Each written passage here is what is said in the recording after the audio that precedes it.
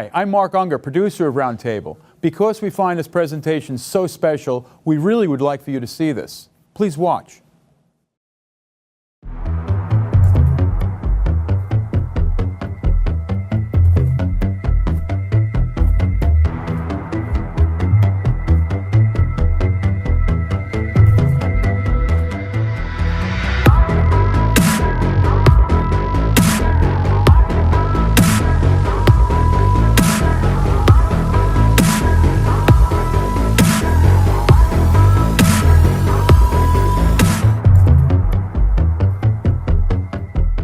Good evening and welcome to Single Shot Show at Manhattan Neighborhood Network's Roundtable. Tonight we're going to be talking about differences in perception of photography between generations, and to discuss it we invited an educator and a brilliant photographer, Saul Robbins. Hello Saul, thank you very much for joining us today.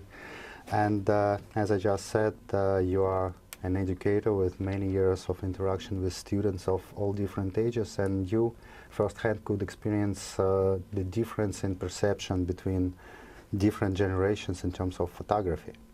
Well, thank you very much, Alex, for having me here. Thank you. I really appreciate the opportunity to speak with you. Thank you.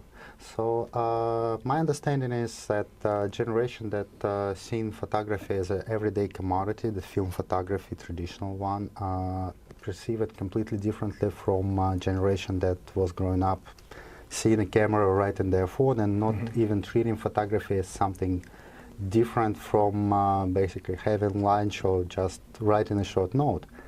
And I would be very interested to if you would share your experience in teaching people photography and seeing how they perceive it and what they look to get from the media. Yeah, it's an interesting question and consideration, because I find that with people who are older, who have a relationship not only to understanding of cameras and film and the physicality of that experience, they're also able to operate in a different way, let's say in a dark room, because they grew up without this digitized world where everything is at our fingertips or on a screen with a mouse and a keyboard. And they understand that there's an experience that happens to us that's sort of physiological and I think possibly emotional, that satisfies a different side of ourselves about being in a darkroom space, but really also about even looking through a camera and slowing down and then developing the film. And the mechanization of that process is also in a way that's sort of almost like a moving meditation, because you have to take your time. You can't rush the development. You can't rush the printing development either. Absolutely. And you have to wait for your prints to wash, and you have to wait for them to dry, and you also realize that it takes time to get a good print. And the digitization of the photograph, you can certainly have exposure and development challenges or problems that you have to spend time on the computer, but being in front of that screen instead of in a more physically activated space, I think causes a very different interactive experience between the person and the medium. So how that manifested itself, how your students was approaching it? Was they showing joy in experiencing this process, or it was more of a frustration that they can't do it in the way they used to?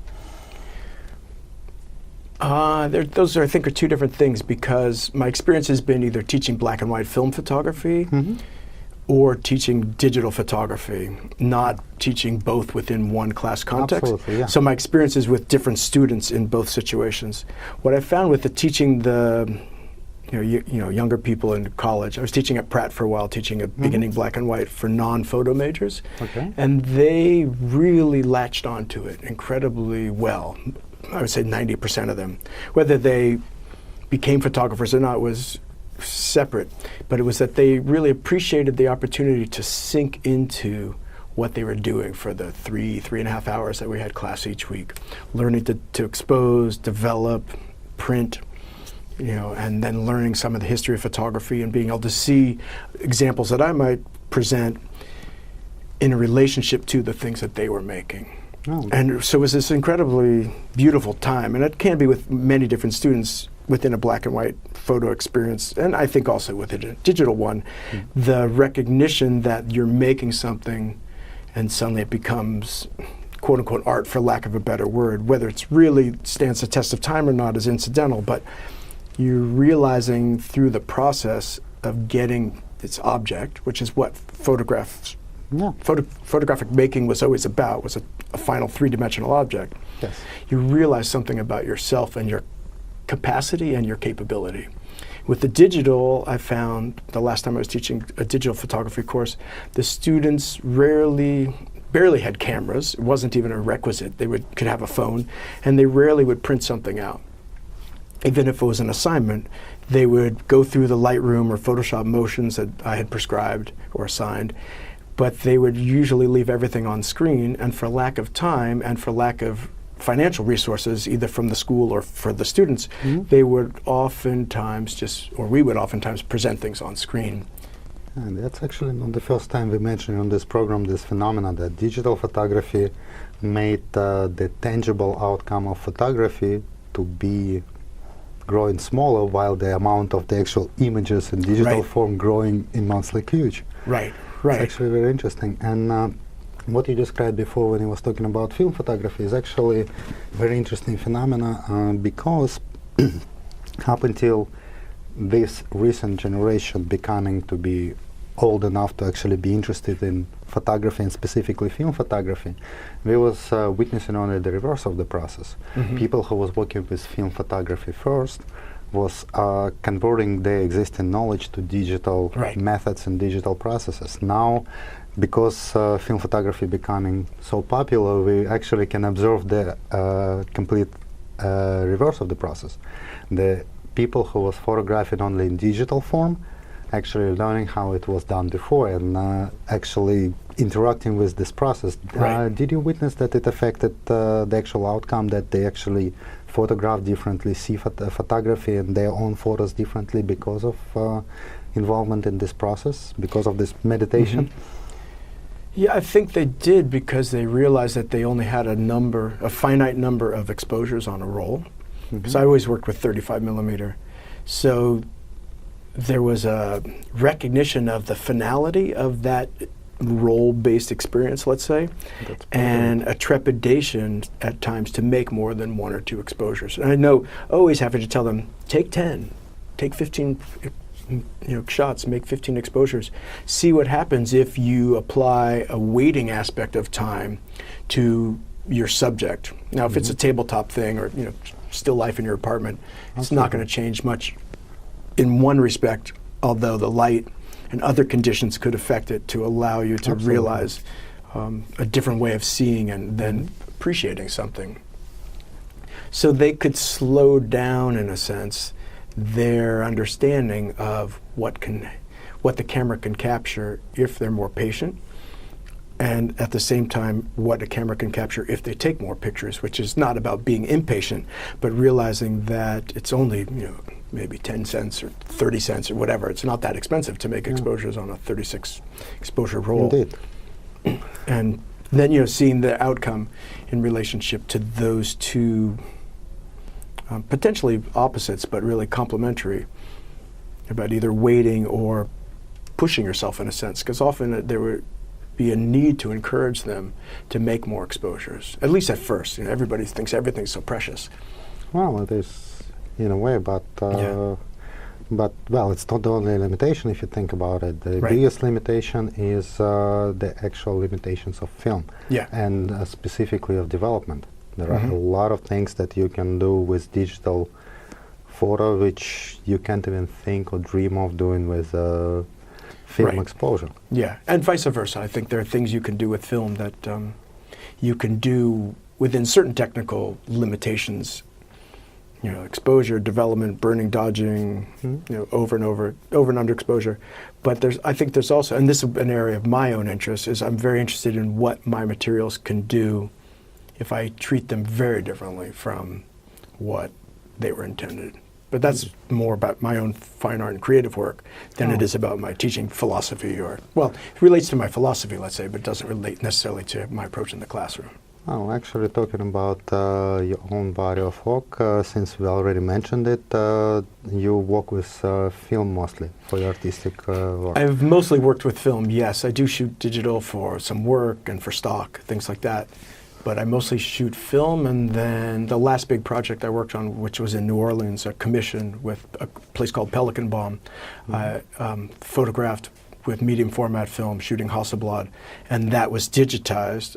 I scanned it all, and then had somebody else print it, which was very nice because there was a budget for that, and also I have a child. At the time he was about 1, and I was probably a little more than 50% caretaker, so just having somebody else manage that was very helpful. So we discussed that how you see a difference between film and digital for your students, but how do you see it for yourself? What is a reason why you're choosing film as your media? I mean, you better than anybody else know that the comfort of digital, no matter how you spin it, is much bigger than comfort of using film. So there got to be something very specific for you in this process. Well, besides probably mentioned about meditation, right? Yeah, well, it is more meditative, I find. It's also something that I think, for me, is really somewhat about my own personal history, that I'm not a digital wizard. I understand Photoshop and Lightroom very well, but I'm not a super-duper digital star. So I'm more comfortable for myself staying within the realm that I really understand. Perfect. So we will get back to this thought after the short break. Just Great. hold it.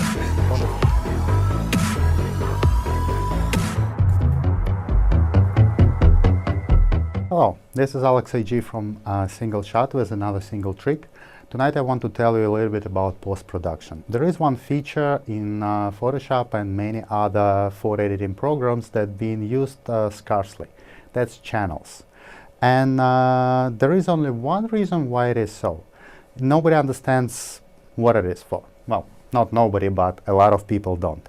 So when you see an image just like this, you are getting in channel that. And that's very counterintuitive because you actually supposed to be seeing this. 3 separate sets of color, not of grayscale. So if you would think of each channel as specific color, for example, of red being red instead of grays, blue being blue instead of grays, and green likewise, you'll find channels very useful for editing.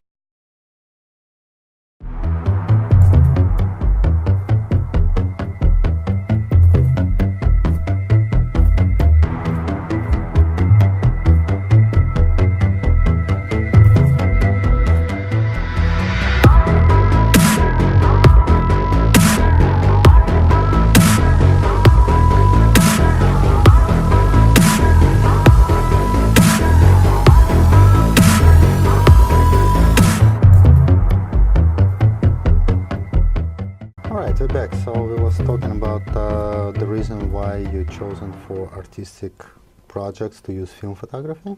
Right. Yeah. Again, it's somewhat about my own limitations, let's say, and about, for myself, realizing those limitations and letting them remain there. Well, there will be a slow push, let's say, and growing comfortability on the learning curve, because I certainly know more now than I did even 2 years ago or 6 months ago. But I'm still very comfortable, and I'm comfortable with for myself with the choice of film as my medium of capture, let's say, or my material of capture. So I still believe that, especially if you're using medium format and scanning that, you end up having an incredibly high resolution image. A very large file. And I think that's still, up until recently at least, more capacity is within that scannable film image than there was in a digital file. Agreed, but you was also mentioning before that there are things that can be done in post-production for film that cannot be done digitally. Would you give me an example of something of this I wasn't thinking about post-production. I'm talking about development of the film. Oh, sure, within development, right. You can do all sorts of crazy things, absolutely. And crazy in the sense of you could change your development temperature, you can change your dilutions, you can make more base or more acidic in what you're doing. You can play with your fixation so that your film or your print will end up degrading. So you can add dyes to either your film baths or to your print baths. So there's certainly things you can do that you can imitate, let's say, digitally, but I don't know that you get the same look in an inkjet print, really, which is essentially what's available most of the time for digital output, compared to a real print, gelatin silver print, or sea print that's been processed in certain ways. Oh, yeah, you're definitely more familiar with the development process for film than I am, and the only thing that for me makes it to have a special value, that digital photo, no matter how you spin it, is limited. You pick up a magnifying glass and you will see these limits. You will end up deciphering it into the dots from which it's created. Sure. Film have, at least on theoretical level, a notion of infinity. Right. No matter how deep you go into film, there are still levels of how deep you can go. It's infinite. It's a continuous tone. It's not coming down to the separate dots of basic colors. So that's how I see it. But aside from technical, would you tell me a little bit about your series? You have very deep and intense philosophical content to the series that I've seen on your website when I was preparing for this program. And remind me again which series, because there's several we'd spoken about. There's the one having to do with fertility and my desire to start a family? Let's start with this one, because that was definitely one of the most interesting ones in terms of the idea behind it. Right, thank you. So I found that so most of my work is derived from personal experience and personal history. And while that could be very self-involved, I prefer to approach whatever's going on in my personal life in a way that it can be expressed in more universal terminology, let's say, visually and otherwise. So my wife and I were struggling for a long time, about 12 years, to start a family. And we were successful 2 years, 8 months ago, or longer because she was pregnant, but we're now very blessed with a young son.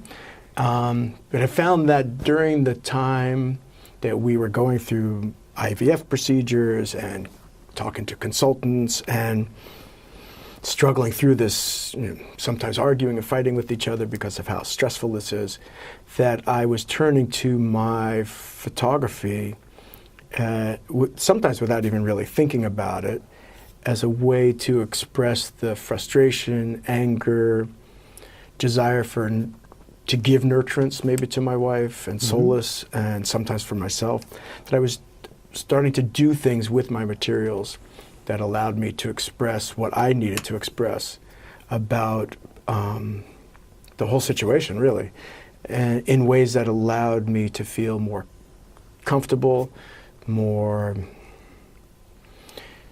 resolved to be unresolved, let's say, and within the situation, as stressful and complicated as it was.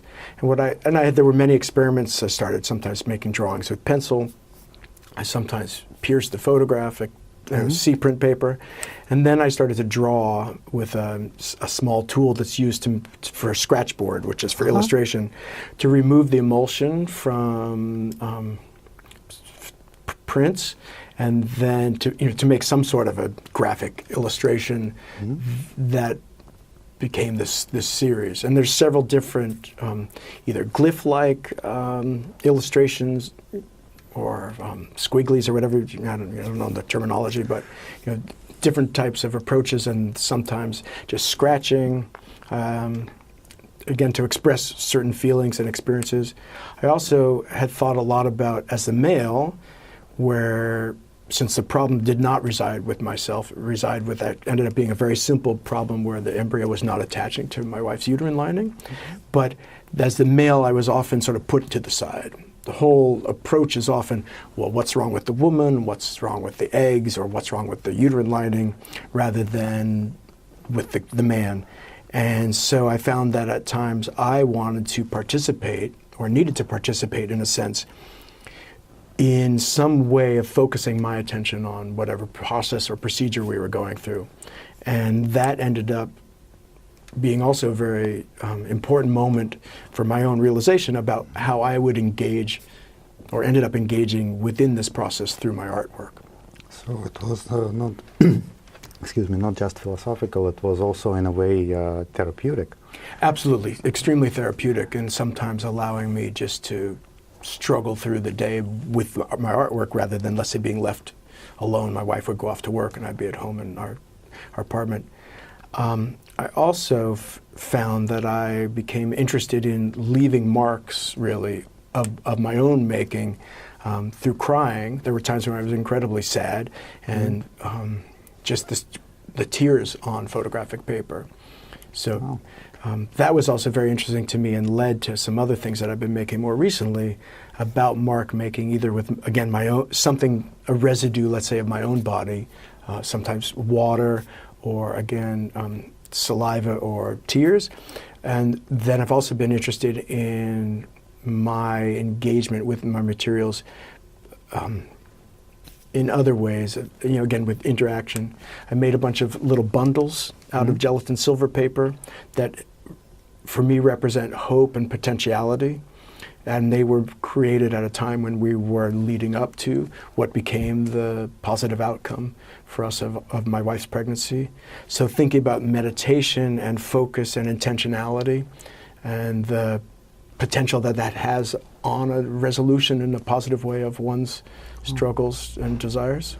Well, that's, you actually describe in a very complex, multifaceted and multidimensional process. It's incredibly multifaceted, and I was working with felt, working with gelatin silver paper, sea paper, drawing, scratching, and as I understand it, evolved from purely photographic project into transitioning from mixed media into visual art project, right? Not that much into digital art. Visual. Visual, yeah, absolutely, Yeah, yes. Yeah, and I realized at the time, through this work, that I was becoming much more of an artist rather than just a photographer, even though I believe photographers are artists. Becoming more of an artist than a photographer. Yeah. That's actually a direction we probably all should be striving to take when we take another Quite possibly, camera. yes. Okay, we will be back for another great. short period after this. Hello, and welcome to Single Trick by Single Shot. Today I will tell you how to take a macro image without having macro lens with you.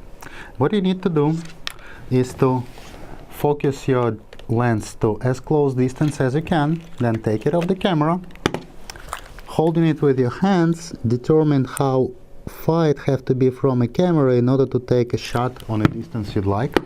Then you'll take my favorite piece of photo equipment, piece of paper, and make out of it a stripe that will be as wide as the distance you found for lens and a camera.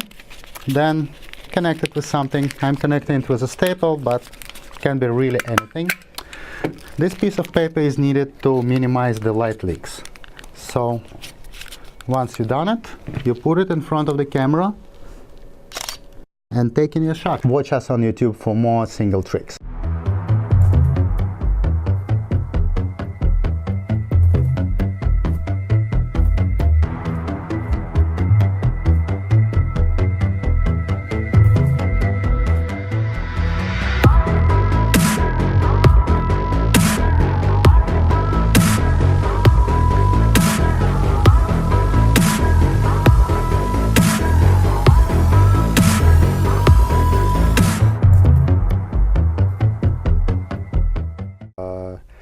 Pay very close attention to artistic component of what photographers does, especially since a lot of people tend to get caught up into equipment, process, and just theory of photography and trying to implement that instead of implementing their creative vision.